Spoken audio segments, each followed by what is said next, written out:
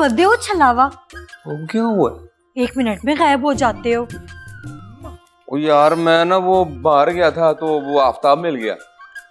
फिर कुछ नहीं, वो बातों बातों में मुझसे पूछने लगा कि ठाकुर साहब के पास कब जाना है। फिर तुमने क्या कहा? मैंने क्या कहना था, मैंने कुछ भी नहीं कहा। क्यों?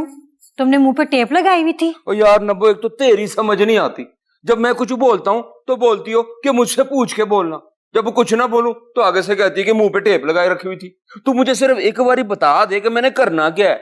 सिर्फ अक्ल का इस्तेमाल करना है। और उसे क्या कहना था ये तुम्हें मैं बाद में बताऊंगी। मुझे ये बताओ, तुमने मेरोज से झगड़ा क्यों किया?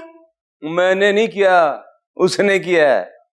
वो तो मैं ऐसी अम्मा के साथ जरा लाडियां कर रहा था।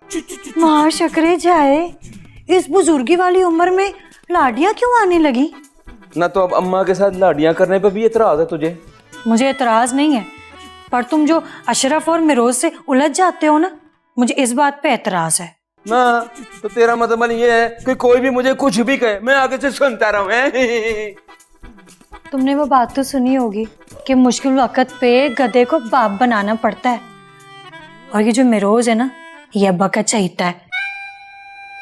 और इस हवेली को बेचने में अगर अब्बा को कोई राजी कर सकता है ना, तो वो मिरोज है, समझे? हाँ, ये तो मैंने सोचा ही नहीं। पहले तुम बड़ा सोचते हो। पर नब्बो, मुझे ना एक बात की समझ नहीं आ रही। तू एक एक करके सबको साथ में ला रही है। कल को जब हिस्से बांटने का टाइम आएगा ना, तो सब बराबरी का मुतालबा करेंगे।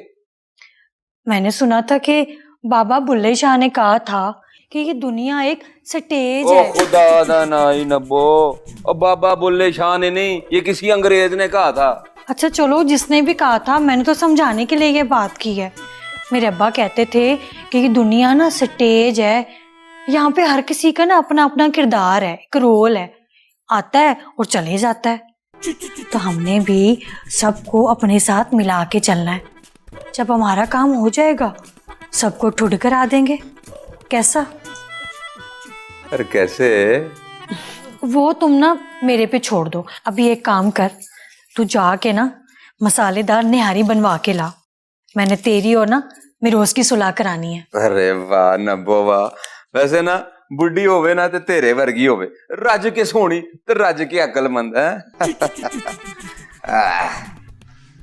चल अल्ताफ, तूने जरूर कोई चंगे काम किए होंगे जो तुझे ऐसी बुढ़ी मिली, सुशील बुढ़ी। वाह नबीला, तेरा भी कोई जवाब नहीं। एक एक करके सबको हाथ में ले लिया।